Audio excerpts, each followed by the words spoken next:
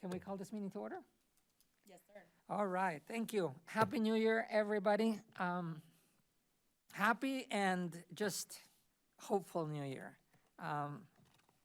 It's been a hectic month for some things, but the best thing is that we're together, and it looks like, let's call the roll and verify that we have quorum Ricardo Diaz, here. Tony Allegretti, Present. Katrina Kindle, Peggy Patton, Here. Tony Rice, Ashley Withers. Present. And that means that there's 5 of 6 today. Wow. Oh, yes. Yes, it is a record. I have cited and chided and felt the weight of having the council meetings over the last 3 months that were really in not just uneasy, but damaging to us. There were like so many dominoes, and it's like once you set up all the dominoes and they get started on bumping each other before, that's how it felt. It was just an awful lot of work, and so I'm happy to be together. Does anybody have any changes to the agenda? Anything else that they want to discuss formally? Okay, so we'll move with the agenda as is. Thank you. We do have minutes. The last time that we met was September. At the time, we were having, trying to have at least one meeting a month when it came to appeals and regular meetings, but as it's happened, our regular meeting got bumped all the way up to today. But this is the minutes from September.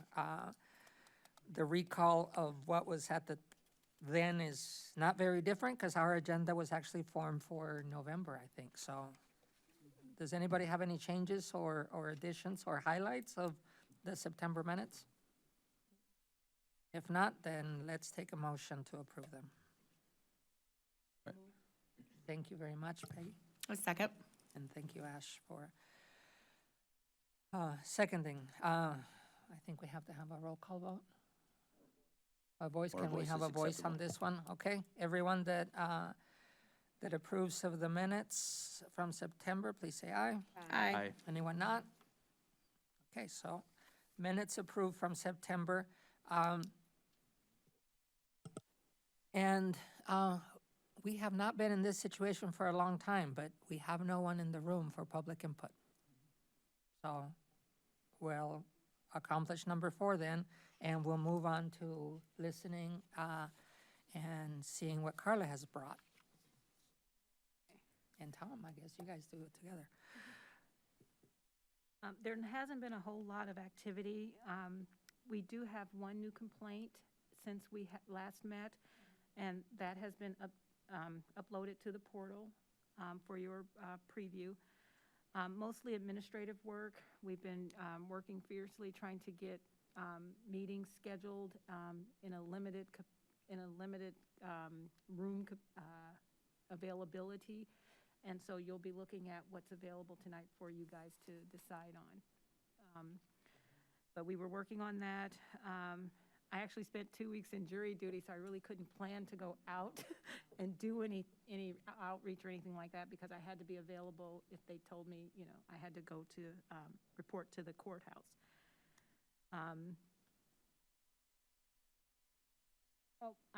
I've been working with the Martin Luther King Advocacy for Justice Committee, planning the celebration events that took place this week.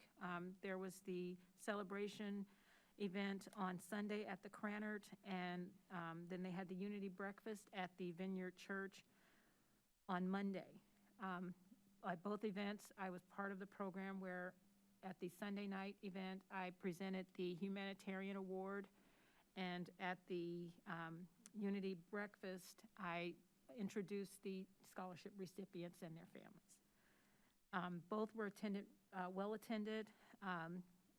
It was a smaller crowd at the Unity Breakfast, but I thought everybody had a really good time, and I was really surprised because it was my first one to attend.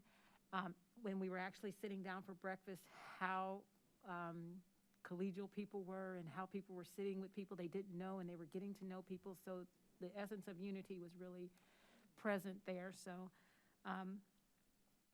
that was, I appreciated being able to be a part of that. We will have a wrap-up meeting tomorrow.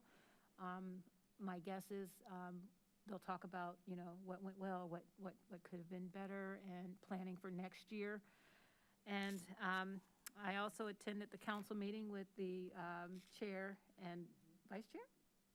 No? They haven't given given us anyone else a title yet, Okay. not from lack of Mr. trying. Allegretti? Yes. On Tuesday evening. And that's the end of my report. Any questions for me? Just, go ahead. Just a comment on MLK. We discussed, I gave you my feedback on what I saw.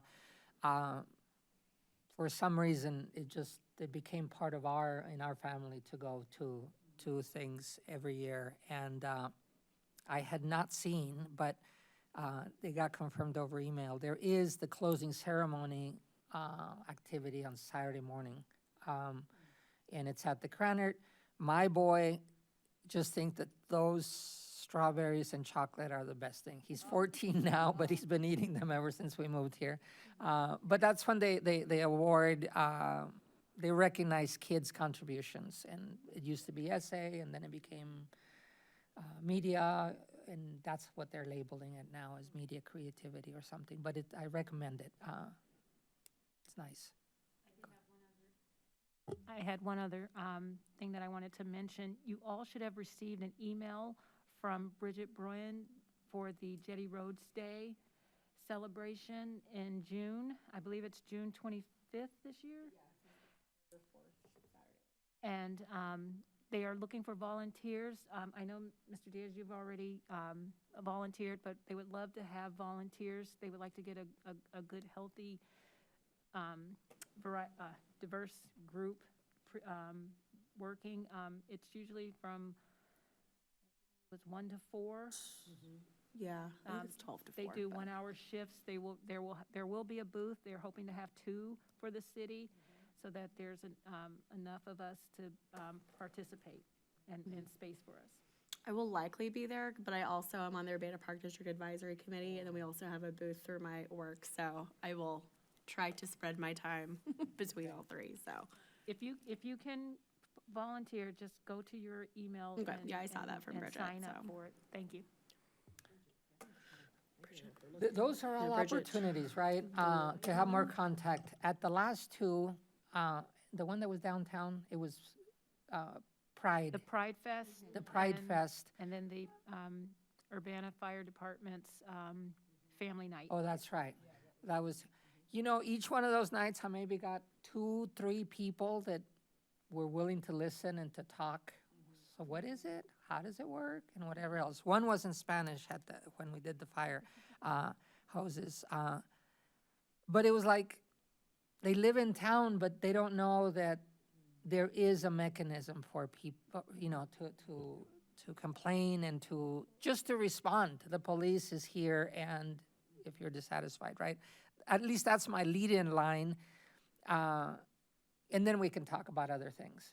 But for me, those, I don't know, maybe 10 people that in the last year have listened, they're valuable because I had one yesterday that told it was people from out of town that were watching us on Tuesday, and they were finding out what our town was about. And there we were talking about CPRB. So anyway, I just believe that there are opportunities, so. And also at the Family Night event, we did collect several emails for the newsletter. So that might be an opportunity to maybe put something in the newsletter. So when it goes out, it's going to go out to practically everybody that was at that event. So that's another opportunity too. Yeah, actually, one more event at which during welcoming week when the mayor had, and it was outside, it was a couple of city employees that kind of heard about the CPRB, but they didn't know. One of them was a fire person, actually. And I thought to myself, maybe we don't have to be in people's faces. but everybody should know that there's a system. And so, you know, I took a bunch of our little pamphlet things, our one pager, the little sliver page. I think that's enough because it's just a conversation starter. But we did, at one point, had tried to or had even finalized, I remember, a design of cards, business cards that we did. It's, Colin was working on it. Colin was working on it. Where are we? Yeah. Have you seen that recently? I have seen those, but as far as trying to get that done, that, with everything that else that's been going on, that's kind of a low priority for me, so, but I will try and get to those. Let's do 'Cause that I've for next meeting then. Just look at what we do, and when we have our weekly meetings, we can, I have seen them in our system and where someone has started them. I just haven't had opportunity to go back to that. it's been so long since we were all together, so that relief of just getting little things out is for me, very useful. We'll probably come back as other items come up, Carla, to see what else you've seen, and that you guys have. I like the fact that a case comes up, a complaint comes up, that we see it, and we've been standardizing what shows up in the portal. And so, given Tuesday, I looked back and we didn't used to have a portal. And it was a lot harder to pass information about board members. If somebody didn't come in and sat by the files, you know, we basically got a little report here, but it was not obviously enough too. So I'm glad we're keeping track in a much better way now, so, okay. Anything else from you two? Okay. All right, no more questions. We'll go to number 6 then, which is an update on changes to be approved by council. We wrote this line, this item on the agenda at least 3 months ago. And that line has expanded into 2 lines into now 3 to 4 paragraphs and whatever else, because of the meeting this Tuesday. But I'm gonna give a very short version, and then Tony, since you were there, feel free to expand. Sure. You guys all know that council had asked us to say some things, and so late December, I wrote a letter on our behalf to them saying, the thing that's relevant is that a year ago, we went to council, Katrina went to council and said, we'd like to expand the membership of the board to include, to no longer exclude felons, people that have a felony on their record, I think is probably the better way to say it. Because we had voted as a group to do that over a year ago. It led up to the December of 2021 meeting. And the other part that we did not agree on as a vote, or at least, let me say it this way. I was on one side and I lost the vote, but it's okay, it's on the record. But we did not agree that we would also recommend that they opened it to people with law enforcement experience. But Katrina represented it as well, and she came back to report that council said, that's nice for one change, but you need to come back with all the changes you want to the ordinance. So over the last year, that's been a task, and you know what kind of year it's been, and so we have progressed a little bit. Some, and we've met also with staff to make a list, to whittle down the list, because the list was much longer than the things that we might want to recommend. And so early January, which I think individually I said, if you guys have anything to say, and then I remember one of the emails, Peggy said, you guys represent us because you've been here long. But basically on Tuesday, very late in the agenda, maybe 10 o'clock? Yeah, something about It was quite late. The agenda didn't say 10. But yeah, but we ended up being at 10. And it was an opportunity, because we have not been, as a group, represented at council except for Katrina's in December 21. And somehow I have a piece of paper, I don't recall the meeting, but August of 21. Also, I had notes that we presented to council. And so we presented two sets of information. One that was correlated with Carol and Carla, and then another section that was not. I think now, regrettably, not correlated. At the time, I thought we were doing the right thing. But the first part that was correlated was what we've been calling buckets. And now we have done a good portion of bucket one, which is changes that we can make in our procedures that don't require authorization. Bucket two is changes that we need the ordinance to be changed to be able to do and to have the freedom to do. Some of them are born from our experience in the hearings, and some of it is born from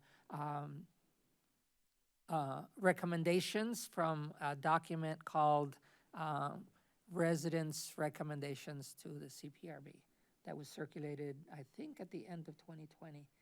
And then we took, and that's where the buckets come from. We took all those recommendations and made buckets for them. Bucket three is changes that would require our structure to change. And that we did discuss in this meeting.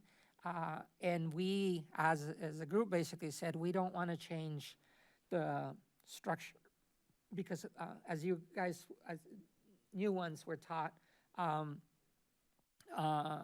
by, I think, the chief of the Police Training Institute. In one of the trainings, it talks about structures of police review boards. I think it's the city attorney. City just attorney, yeah. Reviews that, yeah. Yeah. And basically, the next level of having a structure is that there would be a board of members who have investigatory power. That is, we would go out and investigate each complaint, and that we could, in some boards across the nation, they will also have, what's it called? Getting witnesses here and Subpoena power? subpoena power, and a lot more power of the board, but a lot more work and a lot more sophistication as to who sits on these chairs. If we had gone that way, probably none of us had that level of experience or anyway. So we said category three, bucket three are stuff that we don't see changing because our format does not allow that. So we presented that. I want to speak to the second part that was not fully, but you guys have bits of pieces and as they came up. We presented a list and I will share with the link as soon as it comes up so you guys have the paper in front of you so we can discuss what language we finalized. And in reality, we finalized it at that meeting as we were waiting for our turn, but expanded role for CPRB. And it was not just the wish list, it was a washing away of thoughts that have been bouncing around our discussions for a long time. As CPRB, we are a police review, but in essence, we have been reviewing hearing appeals, but nothing else. And so we try to represent those wishes that we've talked about, not as finalized recommendations, just as these things have been discussed. And the last part that we presented amongst those were changes that are coming on the police departments across the state, given an act that was signed last year called the Safety Act, and that is right now in litigation because some people didn't like that this new law is, and so it's floated. But I mean, just to pick that up, I mean, I looked through the Safety Act and what I thought applied to the board, put it in the presentation. As Ricardo said, it's currently in litigation, but I don't think anything that really affects us is up for discussion or being challenged. It's mostly about cash bail. So the things that really impact us is just the changes in use of force that the police are either prohibited from doing or expected to do. There's some additional duties they have, intervening when other officers may be committing misconduct, or an affirmative duty to aid people who need assistance when they're there. And then also, what was the other? There's a few new changes to, well, the requirement of the swearing of a sworn statement, which we've discussed, but needs to still be changed in our ordinance. The other thing we discussed was just kind of taking on, I mean, the expanded view, which we presented, was more of a just giving us more access to records, discussing some of the current language in the ordinance that requires a lot of pre-authorization before we get to see anything, and discussing how those things should be removed. There's a there was another change that's I'm remembering now. There's going to be a statewide database, or there is a statewide database that tracks reports of or findings of police officers that were either removed or fired because of misconduct. There's a possibility that a board like ours could be designated as an agent to have access to that. We discussed the idea of one of the more expansive roles would be having input in new hires for police. You know, using our board as a forum for the public to come in and present comment. You know, we support this new hire. We have an issue with him. You know, and then possibly having our board having privileged information about this potential records that may show up in the state board. I think there'd probably be a lot of concern if that were be disclosed in a public forum, but if that can be passed along to the police, hey, I don't know if you're aware of this, but, you know, applicant A has this issue from, you know, somewhere else, and making that known. So yeah, it was a good meeting. I think it coincided with a lot of public comment about the contract with the police, so I think it was good that we were on, just even on the agenda. I think may have brought our board to some light. I think there were comments from, I think the president of the NAACP was there. Yeah, and speaking for that organization as well as the ACLU. So yeah, I think, I don't know if I... Yeah, so notes on that, a couple of observations. One, not to understate that expansive role. I mean, it's the contribution of several of our thoughts.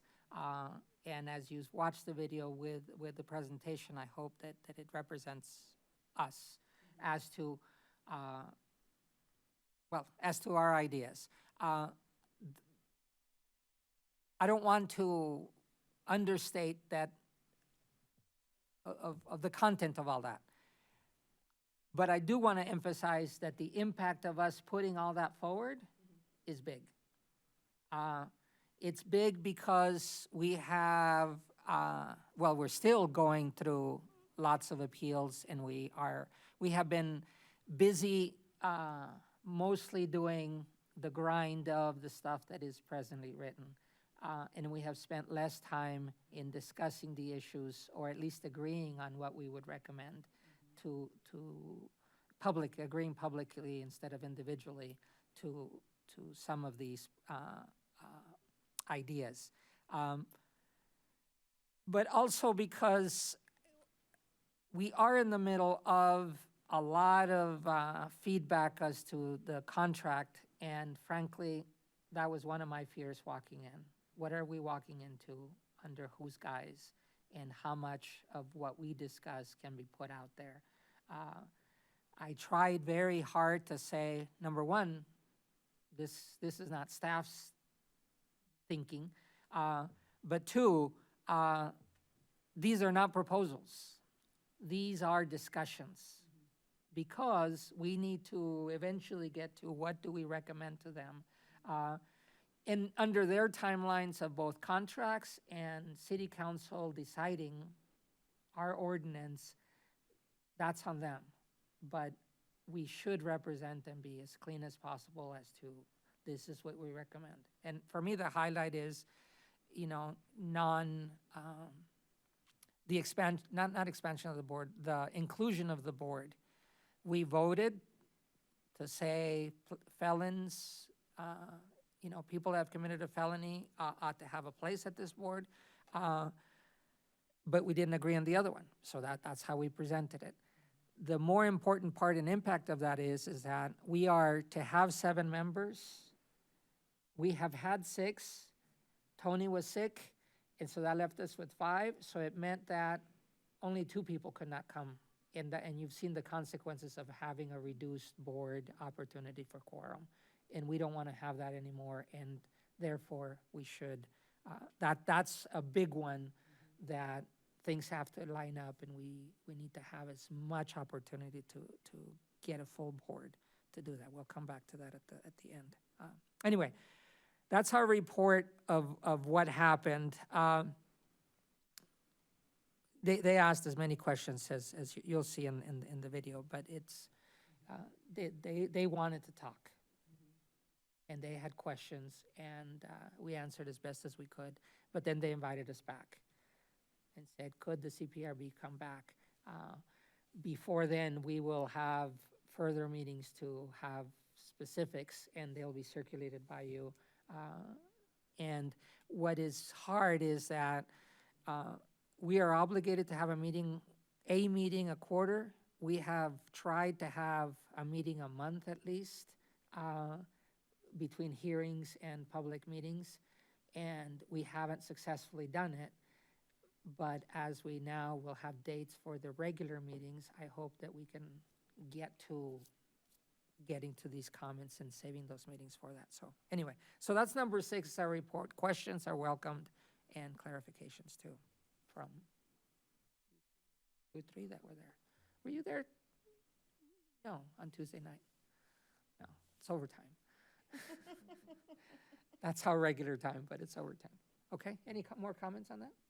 No, I mean, I thought the council's responses were, I think they asked good questions. I think they were concerned about some of the things that we may have discussed, but I think once we put the proposals together, it should calm any fears about being some sort of a way to prosecute individual officers, which I think was a bit of a concern, but. Well, we're not there, and we're not. No, we're not, and we're not asking for that. No, we don't have the authority, and we're not asking for it. It's more just more access to data is really, I think, the gist of the expansion based on what we can do, so. Actually, one more thought on that and on our access. We have improved our access through the portal, but also in us being able to ask questions of what we see. In the end, we are the eyes of the public as to what is going on in the complaint process. And I think that we have as much access as, well, certainly more access than we had before, but it's more immediate too. But you've also heard the balance of how we are represented sometimes. We have that access, and we're regular people. That is, we don't have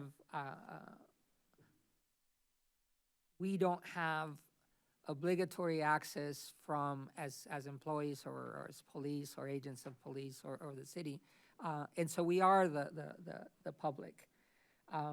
One of the things that I have to catch myself, and I tripped over it on Tuesday, but it's still valid to state.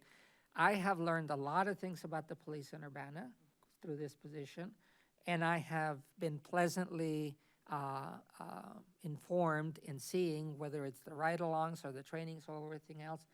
We have a pretty good department. We don't have what the national scene and the Facebook stuff that gets circulated. We have had bleeps and we have had errors, but both from body cameras, patrol cameras, and other things, I think our police, just the hiring of police, that they have to have a, a bachelor's degree already changes the nature of who. But I don't say that often enough. And mostly I hold myself back because I also don't want to be seen as being in cahoots with the police. I don't have to praise them. I praise them out of honesty, and I'd call them on anything that we saw or that I saw just as easily. But I know it's fraught with comment if I go too happy on the police. So anyway, and you guys have seen me. I just want to be fair. So, all right. So that's number 6. Now for the meat, and I hope that we have, I think, we'll have at least 45 minutes to discuss the new business and any other details. So let's go ahead with discussion on handling backlog of appeals, and that one's going to be led by Peggy.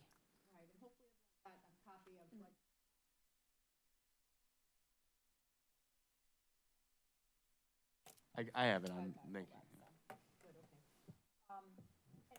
This is addressing the backlog of appeals that we are, just as a reminder. October 7th appeal hearing,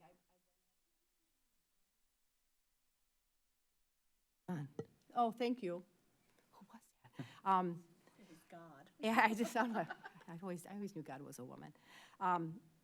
After the 4 appeals that we heard on October 7th, which, just as a reminder, took 4 hours and 4 staff persons' time, I went ahead and checked the portal just to see what was coming ahead, and spent some time going through each of the cases from 2020 and came up with a suggestion on how we might clear the backlog, both to save time and resources and to free us up and the city staff up to attend other CPRB business.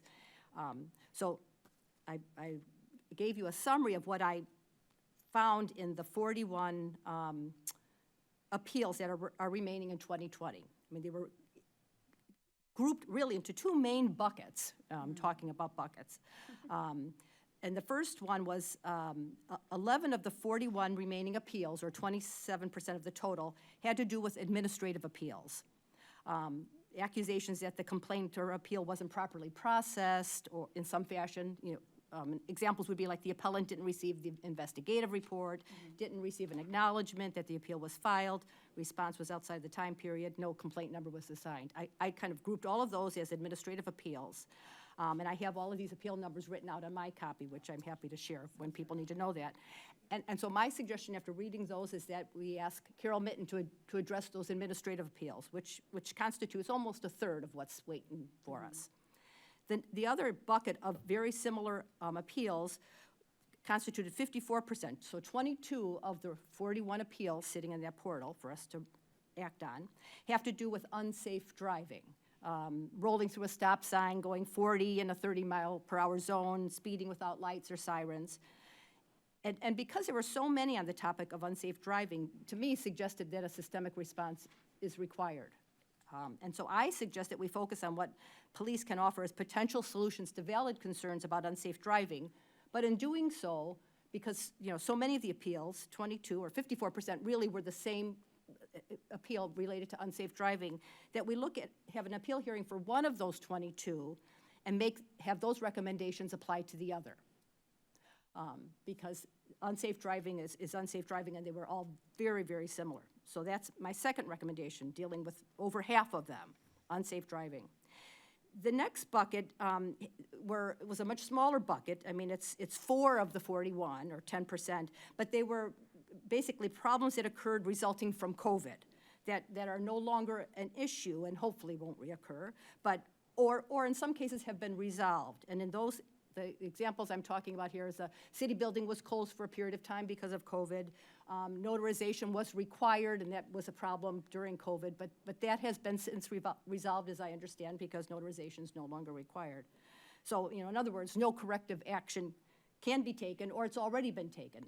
So in those 4 cases, which is 4 of the 41, I suggest that we dismiss those because they have already been resolved or no corrective action can be taken. And so what that left was 4 appeals which related to 3 different cases, or 10%, which were distinct appeals that had to do with complaints about a discrete complaint about, an appeal about a complaint about police behavior that was not related to any of the other 3 buckets that I just mentioned. But dealing with 4 appeals, and then 1 in the unsafe driving, I think is something that's a reasonable thing that we can do, and move ahead to take care of other business. You know, again, as I was reminded that the 4 appeals we talked about in the evening of October 7th took us 4 hours and 4 city staff time. And when I looked at the 41 appeals rating, I thought, given the amount of time that we meet together, there's just no way we could move on those and get on to the other appeals that are waiting for us to act on. So these seem to be dealing with these buckets of appeals: administrative appeals, unsafe driving, COVID-related, and then leaving us with 3 distinct appeals seems to be valid, or, you know, an effective way for moving ahead, given what our job is. So I leave that for comments on how that makes sense. Let me give the first, my first comment, which is one of framing. When Peggy analyzed these and she shared them with me, all I could think was buts. That is, we can't do that, we couldn't do that. Do we know how to do that? I don't know, but that was my first reaction. But a but to my butt was, she is completely right in the fact that we have so many appeals that at the rate that we're processing, we're not gonna get through them. It's already very late, but it's gonna be really a long time.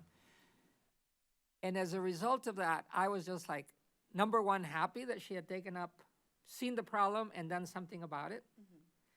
2, that we needed to discuss this openly, because as a group, this is something that we can do.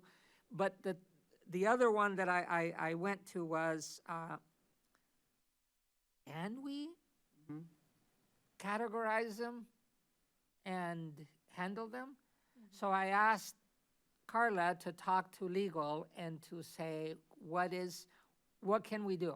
The ordinance gives us whatever. And so this is essentially my summary, but I think, correct me if I'm not, because you have probably the legal language. We are allowed to look at these by categories and to group, and even to come to a decision as to how we want to handle cases of this nature. Mm-hmm. What we are obligated to do is that there must be a disposition for each of these appeals, not only to be recorded, but to be given to the person who put out the appeal. Mm-hmm. So that is, if we have 5 cases of a stop sign being run and a complaint that got elevated to appeal, once we decide that, let's say, I'm just inventing, but if we came up with our disposition that said that, hey, the cops do sometimes run a stop sign, but they shouldn't do it unless they have their siren on or something. Mm-hmm. You know, we put whatever recommendation. Mm-hmm. And then we bring up each case and say, does this apply? Yes. Okay, so now we know. Mm-hmm. Then we take a vote and we'll put it in that category. That is, we can pre-discuss, but each case must be voted on when we get together. So that's the learning I got from, which also put forward a lot of the buts. The other one that we're coming up from, because it clears the way, the only other thing that we have here, and that is, whenever one person categorizes, there should always be a cross-check so that, you know, it's cross-rater reliability. At least 2 people have agreed that these are good categories to do. It's 4 eyes at least, 2 minds, and hopefully more, so that we can agree that whatever we're gonna handle as a category is an existing category. And I did get a little bit of feedback from somebody that looked at this and said, maybe you gave it to me, or somebody that you talked to, but in any case, it wasn't you. But in any case, I think we should do that as part of the process, and probably, that is, more is better unless it slows us down further.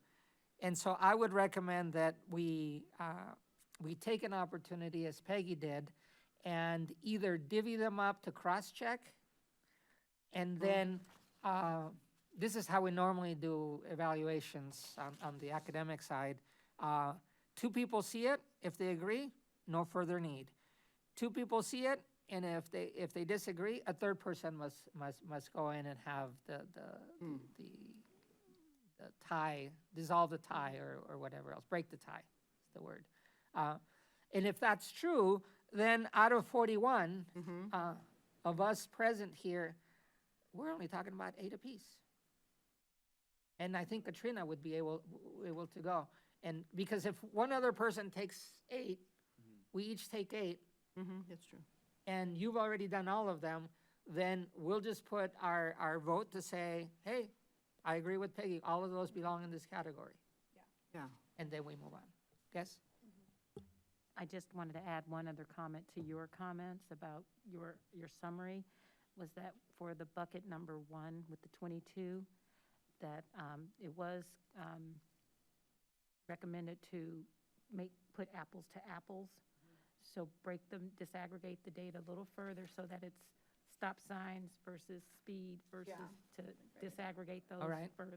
That'd be good then, when you go through that. I mean, I have that in my notes, but yes, that would That's be right. good when you guys go So through. our first cut would be that each one of us takes 8, and then we report back. And again, the rules of the game is that no more than 2 of us can be meeting or talking about things at once. So we don't do it over email, and we try to be very strict on that, but we shouldn't do it also in person. However, just for inter-rater reliability, usually the raters don't talk to each other unless there's a discrepancy. So we would collect them and say, he does his 8, and he says, they all belong in the category that she said. He would report that, and those 8 would be clear. If he disagrees that one of them shouldn't be there, then they would be brought back to a third person, but he would discuss that with a third person. It doesn't have to go back to you, Peggy, because that would make 3, and 3 is that's illegal. right. All right?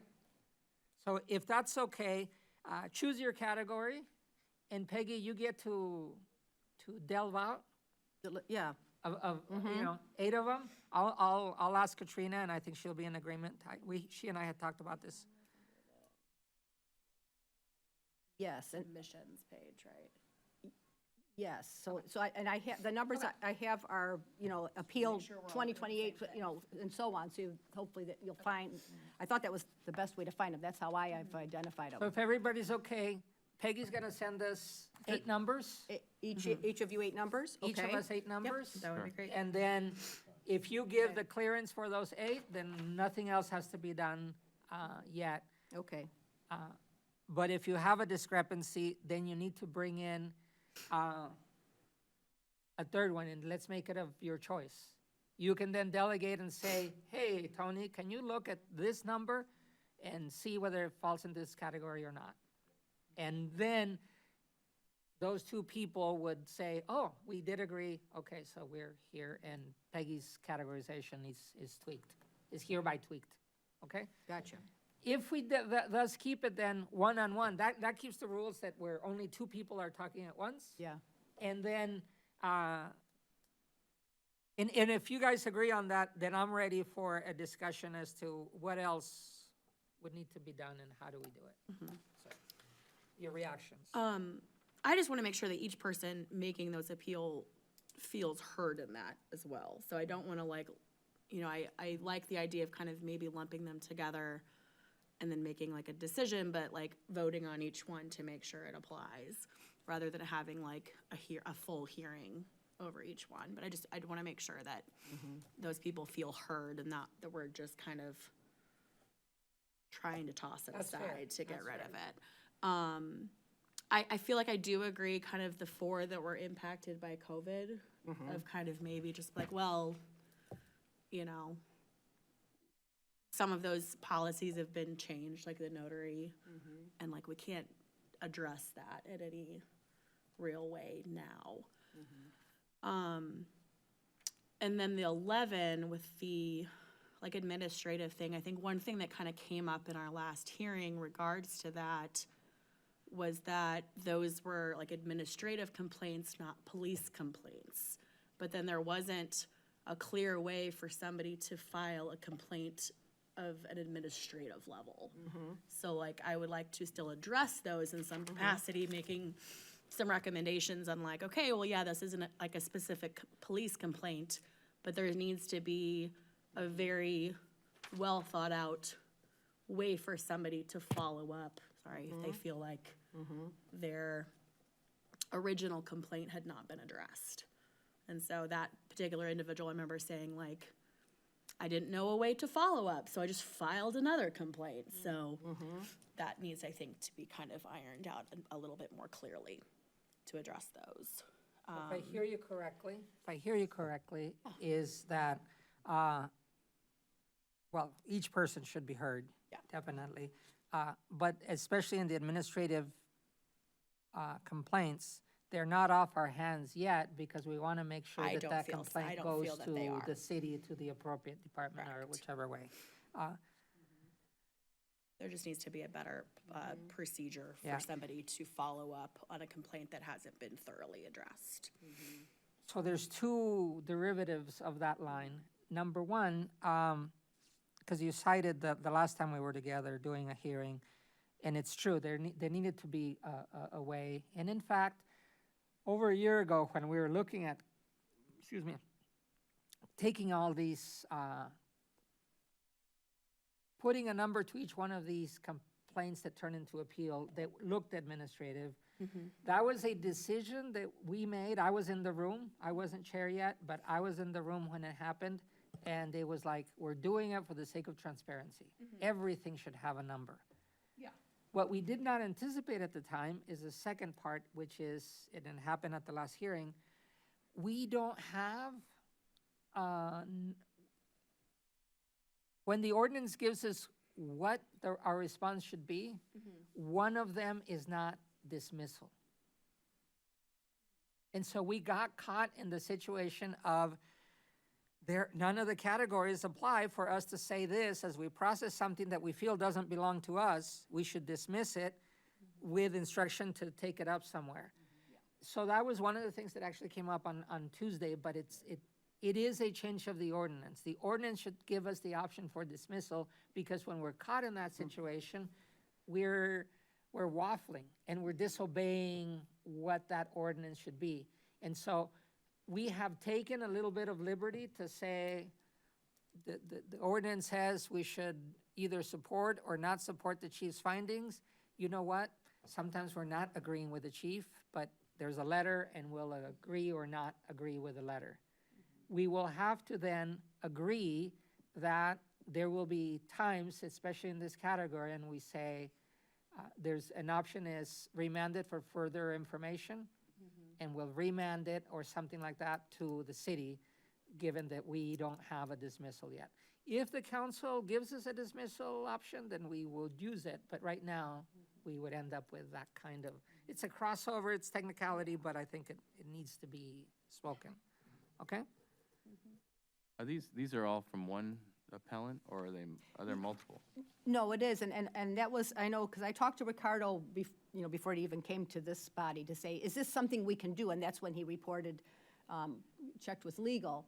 And one of the notes I wrote down when you called me back with that information was that the reason we can consider categorizing these groups of similar complaints or appeals is because it did all come from one appellant. And that's what made it different. I mean, if we had multiple appellants, I got the impression that we couldn't cluster appeals in this manner. Am I remembering that right? One of these are from the same appellant? Yeah. We discussed that that was one of the mitigating factors that would allow us. I don't know if that was told to us by legal, but it does fit, because that is the reality, it makes it more palatable. Yeah. It will be, as you know, when we have hearings, we have a procedure that we've been following at the hearings, in which each case is handled separately. The change of procedure is that we would then be able to take up 3 or 4 cases, let's say, on the same subject, all together because they are the same complaint and appeal on the same issue.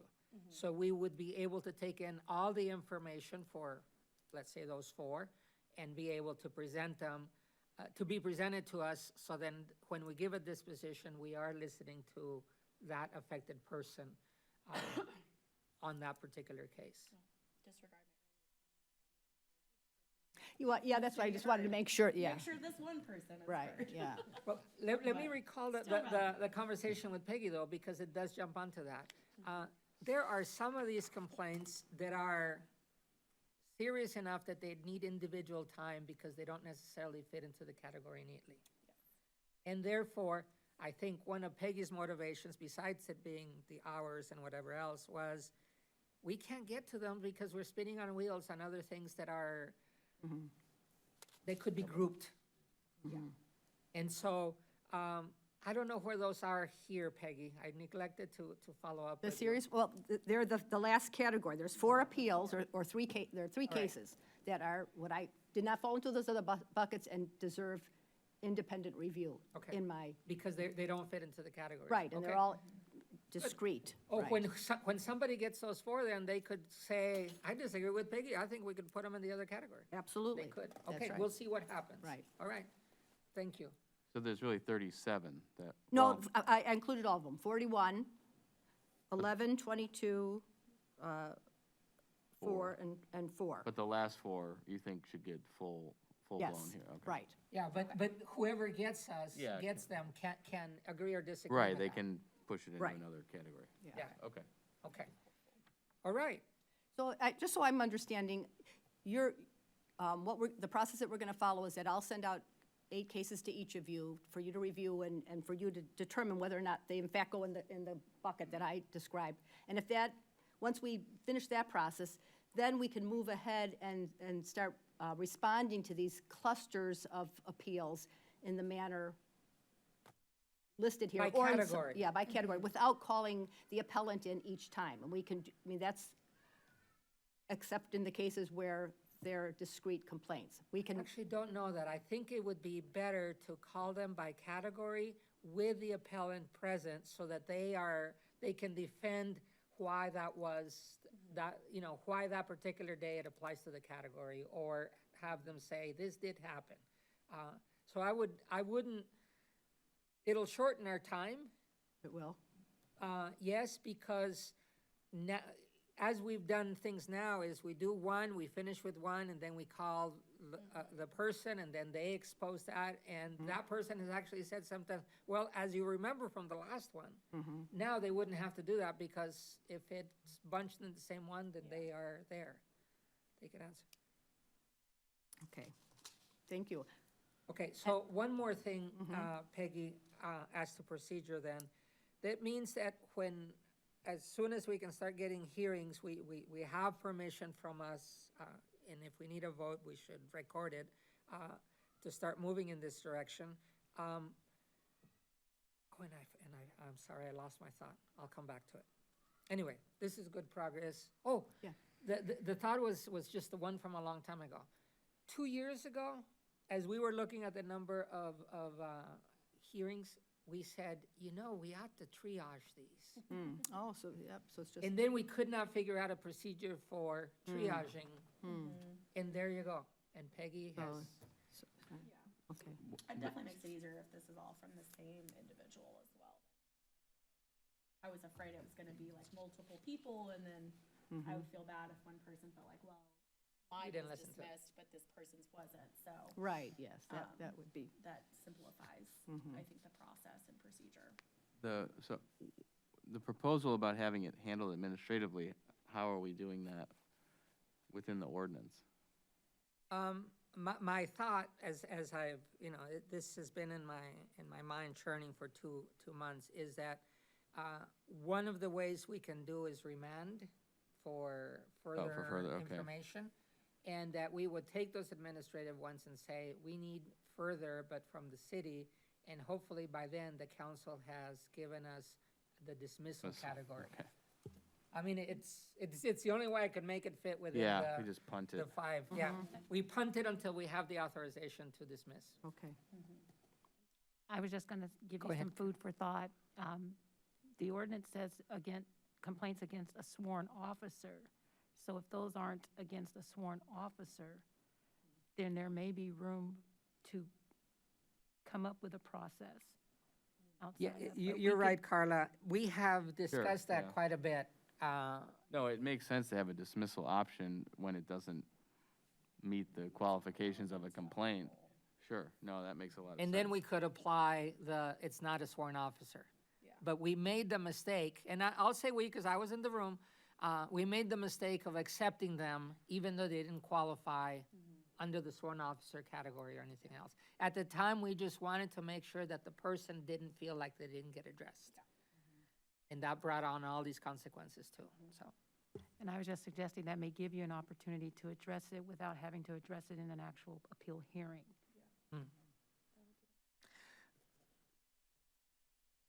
Yeah. So we know that we don't have to do those in the same, as a priority, given the other ones. So when you start looking for an appeal date, we can put some of the other ones first, so we can start moving. All right, that feels good, because we're closing the loop on something that was discussed for so long ago, and now we are moving in that right direction.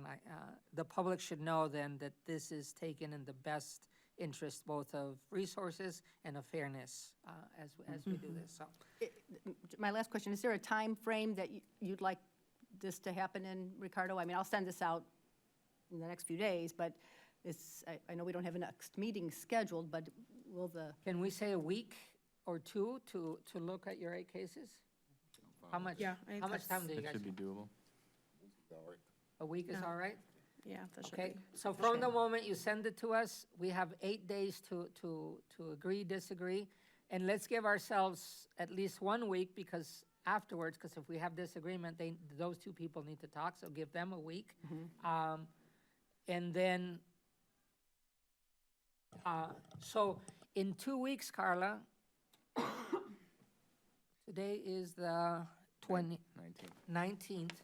So let's say the 7th of February, you start polling us, or do we need to wait to start scheduling a hearing? No, go ahead and start scheduling a hearing, but cannot happen before the 7th of February. Are we limited to Friday nights for hearings? That's a Yeah. good story. I hope that's not necessary, yeah. But do people send their feedback to Carla or to you, Ricardo, each of the board members? Their Send results it of to me, their, that sounds like a chair option. the findings of their 8, the review of their 8? Yeah. They send it to Yeah, Ricardo? because if it comes to you, then we're cross. Yeah, so Yeah. send. And your- I will send mine to,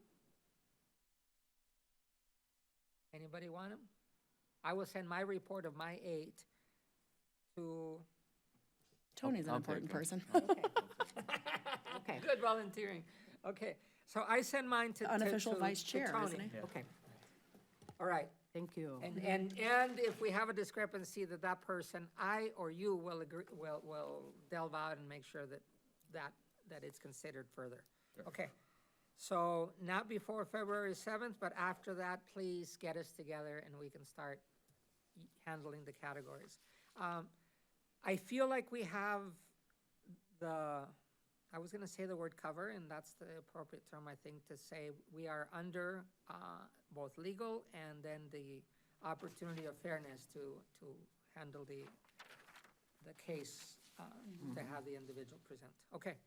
Anything else on this point? Peggy, are you satisfied with bringing it up and? Yeah, absolutely. I mean, the other things which is related, there's some peripheral, but, and I assume, given the limits of our meeting time, that we would do this at another time. But after going through all of those, it occurred to me that there was some suggestions on how to modify or restructure our appeal process that would, prevent us from getting to this kind of backlog in the future. And I would hope we could discuss that at some time at a public meeting. I think if you don't mind, if we put that at the next meeting, because that's part of maybe an ordinance change or maybe a procedural change. Everybody should know, I have relied on Tony more. One, he's a lawyer. He can read legal documents and not get confused like I often do. But on the other hand, it's because he's also volunteered. So if you, Tony, would like to volunteer somebody on this side of the room, that's okay too, Yeah, because no, they I have don't, an I'm not opportunity trying to say no. monopolize anything. Okay, well, that's what I thought. And I had consulted actually with Peggy on the report that we're working on individually. And then I had consulted with Tony directly on procedure change. He did a first reading of our procedural manual so that we would we would be ready for some of the changes. Some of the things that were very needed and some things that would come up if the ordinance change happened. So that should be open, because, and I'll take volunteers, but there's stuff that comes up. When Colum left, he was our outreach guy. We don't have an outreach person right now. We'll come back to that in a second, but that's an opportunity to volunteer. All right, thank you. So I'm gonna close off 7A for now. 7B, actually, this is one that Carla has been working on for a while, and if I can remember, correct me if I'm wrong, Carla, the limitations on us having our meetings, or the instructions are, we are to have at least one meeting quarterly, and it must be in this room, and it must be face-to-face. Given those parameters, we were tripping over the last year, because we also could have had it at Zoom, and then we were no longer allowed to do it on Zoom. But now we're back to face-to-face requirement. Even in Zoom, you should know, one person was required to be in this room for the system. And so it was often me, but it was sometimes Scotty. I think you took it one day. Yeah, I one don't day think I I ever wasn't did one. coming, you were supposed to do it, but then I didn't, it didn't happen that day, it got canceled or something. But those are the rules. And given those parameters, these are the dates that are coming up that we can for sure have open on a Wednesday night, which would be our regular meeting. Carla, did I represent that? Okay, so that's why these dates are coming up, because they fall once within a quarter. They will fulfill the requirement, and we need to post them publicly, post the whole year as soon as possible. Yeah. So, anyway, these dates, it doesn't mean that everybody has to be here, but we need to have 4 for business. I just wanted to preface that the months that are missing, it's because another meeting is quarterly, and they've already taken the first month of the quarter dates. Oh, okay. So these are the earliest that there was an opening for us to have it on a Wednesday night. And that was another thing, 5:30 or 6 was floating because we need to publish that ASAP. So today I asked individually if you guys could come at 5:30, because the room needs to be surrendered. Is there a preference for 5:30 or 6? 5:30. 5:30? I'd say 5:30 would be, 5:30? Yeah, Unless- that's fine, yeah. sure. Okay, It- I want to take a vote on that so that there is no anything, and sorry, Katrina, but you're not here. So I'll take a motion for changing the time to 5:30. so moved. You, second? Second. Thank you. And all those in favor, please say aye. Aye. Aye. Okay, so we have now, anyone against? No, you're outvoted anyway. So 5:30 is our new time, and it'll be on these dates, and there'll be, we need to choose need about option the 1 or date, yeah. option 2. Yeah. Yes, go ahead. I personally prefer option 2, but I'm not that invested, so it's whichever one works for the mass is fine. The only thing with option 2, the last date is that week between Yeah. Christmas and New Year's, which is always, I feel like could be a problem for people. But, and then But November, option 1 has it at Thanksgiving. I think it's the week after. It's the week It's the week Yeah, after so Thanksgiving, it's- yes. It's not as bad. So it's not as bad, but All right, any more comments on option 1 and option Yeah. 2? I mean, just personally, as a parent, like the August one, I just feel like August is pure chaos going back to school. Oh. So I feel like, I know we've done our August UPDAC meeting and like no one comes because Yeah. it's just kind of end of the summer vacations and people's kids going back to school. So I feel like that meeting is not always in good attendance for some, but I feel And like. May we- 24th is my daughter's birthday, so I will not be here for that, but I as just long feel- as everybody else is here, it doesn't matter. Right, I just think we might lose quorum on the 27th of I understand, December, yeah. as opposed, if Yeah. people can't make the other ones, I think It's probably still it won't be a Yeah. group problem. Carla? Actually, we'll May I- take the note that says it's gonna be Will pretty not be hard here to then. get Ashley here on the 24th of May. That's May I make probably- a Unless my suggestion? kid Yeah. just doesn't care. Each of these are within a quarter. So combining perhaps, Oh, we can move them. do the 29th November, but not December, but then do September, not August, Okay, Oh, and then maybe do May instead of June. You saying you I can, see, I as see. long as they're within the quarter, you will got be. you. oh, you just provided Well- nice cushion for me. 'cause Yeah. Yeah. June seems so far away. Well, yeah, Uh, that's, my main thing is to wait till the end of June to meet again, Yeah. when we've met so seldom, feels like we lose all momentum. Yeah. So we are looking for appeal days before then, but as far as this regular meeting, it would be the thing. So I would vote for the 24th, so that's the one I'm proposing of May as one of the dates. Guys in? Okay. Yeah. Okay, so that's one. Somebody propose one, your choice for the third quarter in August or September. I would propose the 27th of September. That makes sense. No opposition, okay? That's true. And now for the last one of the year, November 29th or December 27th?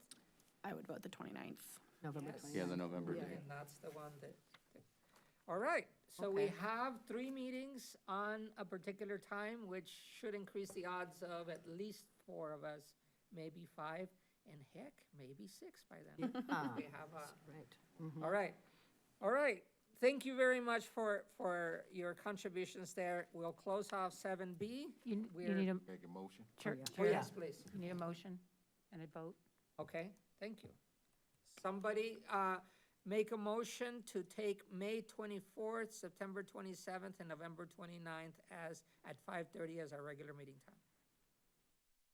I'd move to have our regular meeting on May 24th, September 27th, November 29th, all at 5:30 in this room. I'll second. Thank you, and Thank Tony, you, Tony. Rice, Tony and Tony. Got the 20s. Any other discussion? All right, all those in favor of making this change for the year, please say aye. Aye. Anyone against? Okay, thank you. So that passes, and now we have a schedule. 7C, we need to devote some time on this item. Peggy, can you fill us in or give us a frame? Well, I thought this was just a vote on handling of backlogs that I proposed. Oh, okay, oh, that Yeah. is that, all Yeah. right. Oh, but then we should have have to a vote. vote. Oh, Right, that's to right. proceed in the manner in which you described. Okay, there you go. Is that your motion? Yeah, I move that we follow up on the 41 cases that I outlined in my summary in the manner described. Second. Oh, she beat you. Ashley. Ashley seconds that one. Any other discussion? It's clear then. Peggy will delve out 8, and we have a way to break a tie, and we have the next 2 weeks to do this. All right. We No need to vote further on that one, discussion, though. then we vote. Then, all those in favor of making this handling of backlog of appeals our procedure, please say aye. Aye. Anyone against? Then we have put the triage system in. Thank you, Peggy and everybody else for contributing in your individual time. We didn't put a penalty if you fall behind on your week, I'm just saying. But we trust each other. And I have to say that again, because I said it on Tuesday, but for me, we have never had a situation in which I would say that in our discussion behind closed doors or in public, we didn't seek to be fair, and we did our best. And that is, it shouldn't be questioned, but I want to verify it. I've been here now 8 years probably, and I really appreciate that because I know you have personal lives in which you have stuff going on, and you're doing that, so thank you. All right, so we finished with 7C. We're now to 8, no public input because we don't have anybody here. The invite letters, even if they're not nice, we still welcome them, because it's good input to hear from other people. Are we allowed to read emails? I know the council was doing that. The council does that, and we can. Okay, We are very much, we're free to do it, and I've been very careful to not put more obstacles to public input. We have 2 places in which they can do it, and certainly over email and reading them, so. Do you have one? no, I don't, I just wanted to let that be known to Okay. anyone watching, that, and maybe we can put that on our page, or is that We can do some that. sort of, On the page now. It's on the page now? oh, it is, that you can submit via Oh, email? okay. Yes. Oh, okay, great, okay. Okay, good. Excellent, thank you. Your suggestion has been accepted and implemented. Yeah, that's- Look at that, quick turnaround. Yeah. We do it. Good. We put this last section so we could have a last say on announcements and anything else that's coming up. So 9A, board input and communications. 9A, board member comments, announcements, stuff that you have coming up that might overlap with CPRB business too. Whether you're wearing another hat or you want to just comment, normally you can comment also on what emails or other issues that have been brought to you personally. Anything? I think the only thing I wanted to say is I was at the Community Coalition meeting last week, and, they always open up those meetings with a report from each of the police law enforcement agencies, and the Sergeant Alice Carey from the U of I mentioned that the new partnership that's going on with the city of Urbana, where we'll be adopting or collaborating with their full crisis responder model, which is a really good one, and is much more comprehensive than the one we've been using in Urbana.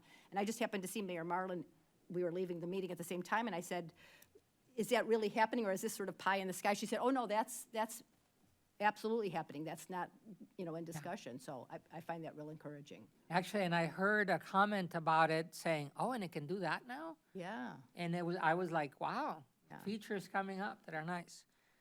Actually, one related to that, and it was triggered just by looking at you guys.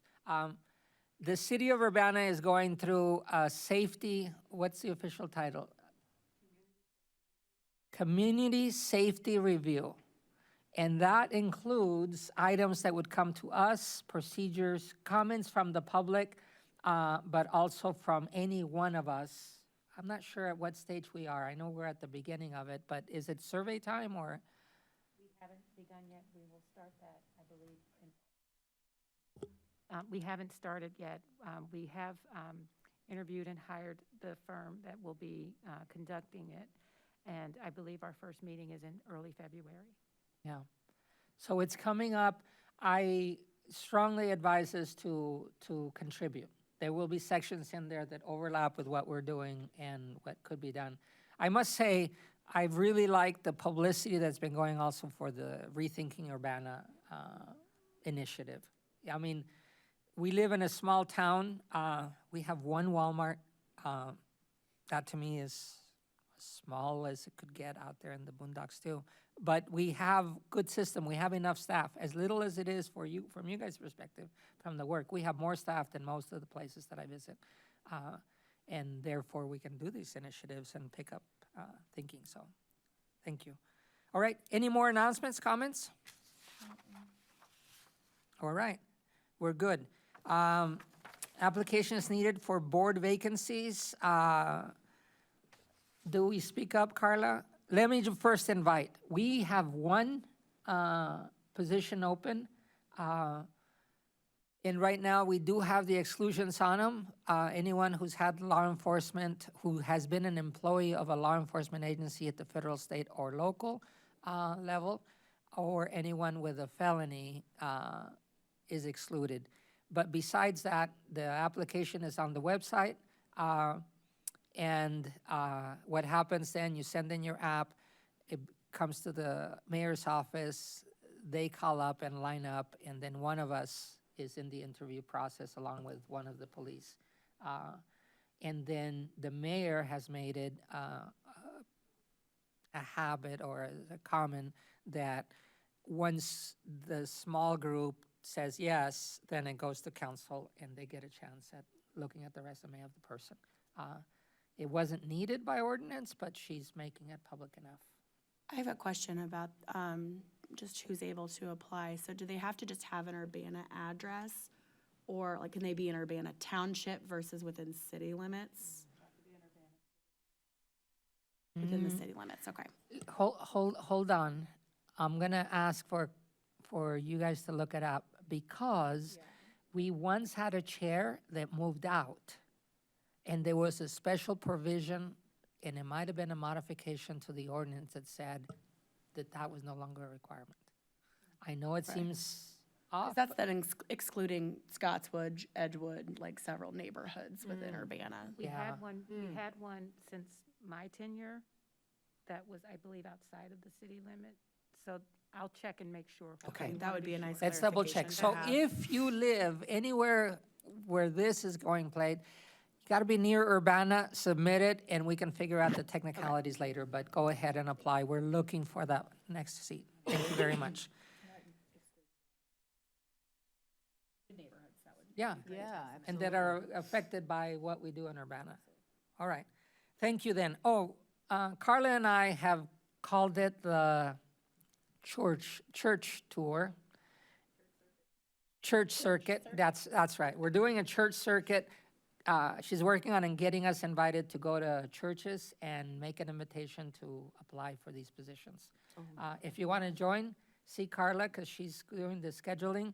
And we're actually not overdue. The MLK presence with all those pastors was part of that, getting FaceTime with them so they would be comfortable saying yes to our announcements. So anyway, that's underway.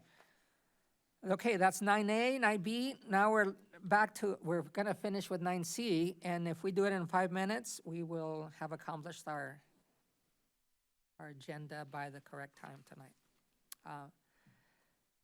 You have all received a copy of the procedures we have previously used to handle tasers at this meeting, at CPRB meetings. We expect to follow them, but if you have any suggestions for changes, you are welcome to put them forth at the beginning of next meeting, so that then we can agree with them before we start handling the cases for that day. You can also, if you see something that you might want to change in that procedure, email it to Carla so that she can clear it and then I can get it. Or you can send it to me and I'll consult with Carla in either way. It is something that we want to be fair, but we're also under the ordinance that says that we are to review the cases of use of tasers that was originally defined, the unholstering of one, because that turned on the camera. And at one meeting here about 2 years ago, we voted as a board to say any use means a trigger, when they pull the trigger, because then it's a usage of the actual taser. And that's how we started to operate. The council has not yet changed an ordinance that clarifies that, so it's another one of those changes that needs to be done. I'm sorry, I keep looking over here, but there's 3 here and 1 over here. And the other one related to it is that we are, because of then usages, then there are less than unholsterings. They've had to pull it out many times, but they don't use it. But the cases still accumulate. We were gonna do them at the meeting in November, December, but then it was too crowded, and so that's why it got pushed back. But the police is ready with several cases. We will have, you'll see in the portal, video, police reports, and the information you need to pre-see the case. It's not good to come without seeing all that information, because it's very tedious to see the whole thing here. You get the background, and what will be shown here will be that stuff that is redacted, blurred, whatever else. But if you have seen the whole thing, then you can ask for more. But that'll be, their presentation needs to be brief enough that we consider them. And my last comment to that is, once you look at the procedures, it's early in there that it says, We are looking at the cases for, unless there is a complaint attached to it, we are looking at the cases of usage of tasers to see if we can give any recommendation to the police chief about usage of tasers. That is, our vote is not whether they did properly or they harmed somebody. We can document it in saying we are here for, make it public if something really bad happened, we want to dig into it. But then there would have to be a complaint or something else. We can call attention to the chief if something happened, for sure.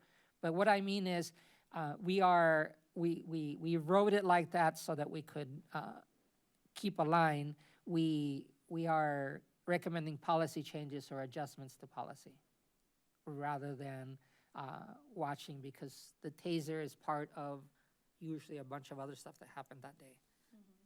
Okay. That's the instructions for the next meeting. Any questions? We're gonna see squad video and body Yes. cam, okay. Yeah, we will see the typical videos that we would need to understand the usage for that day. Are we going through cases from all 3 of those years? It'll be, yes, through all years, but the ones that are prepared. That is, some of them are still, apparently it's a very tedious process to blur and prepare the case to us, but yes. And they're obligated to show them all, so whatever's pending on the hopper will still need to be shown, whether it's 3 years or 6 months. Okay? I haven't been part of the TASER review before, and I looked at the portal, the 2 Excel files that you pointed us to in the portal, the, review of TASER use logs.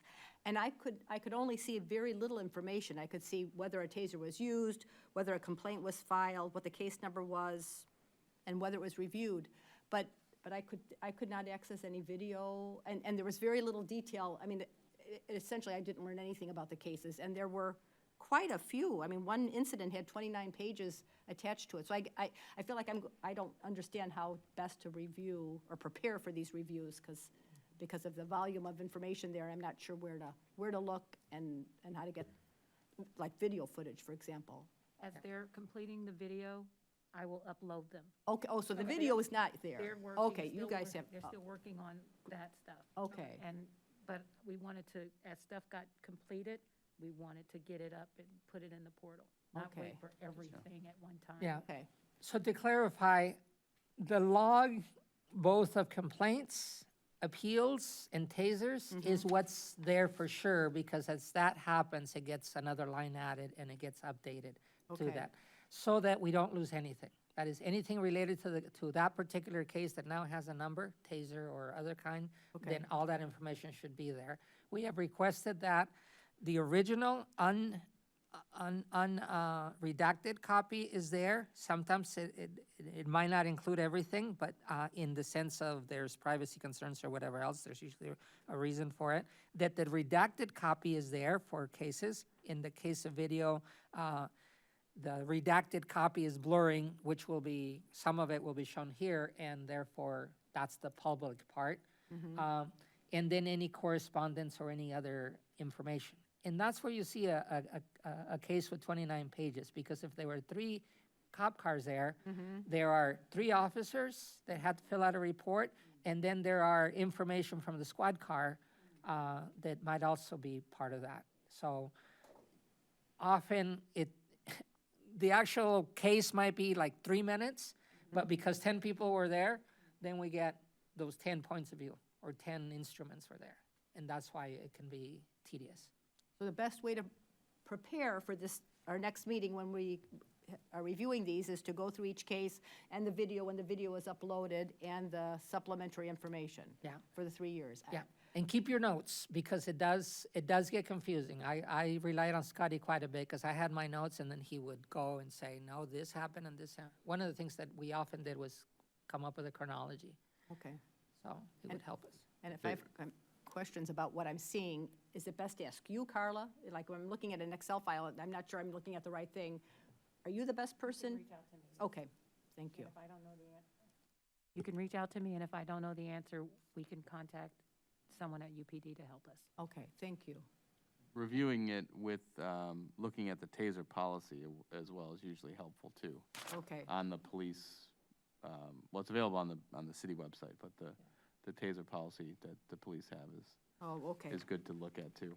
Which is separate from the review of TASER utilization that you shared, That's right. correct? That's Okay. that's our procedure. Internal I'm thing. saying what the police, what their policy is for use of TASER, which, I know they went over it when we did the training, but Yeah. it's easy to read through it. Yeah, Okay. and it's good to have it, and you'll see that it has a lot of common language, because there was two of us and a policeman that wrote that policy. Okay, So it, so on the police, represented our best effort at the time, and if you want something different, then go ahead and take notes, and that's the kind of stuff we'll send to Okay. things.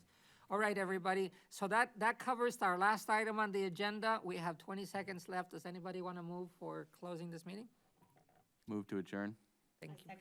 Thank you, Ashley. All those in favor, please say aye. Aye. aye. Aye. All right, thank you. And we finished at our appointed time, so thank you very much, everybody. Thank you. Let's go.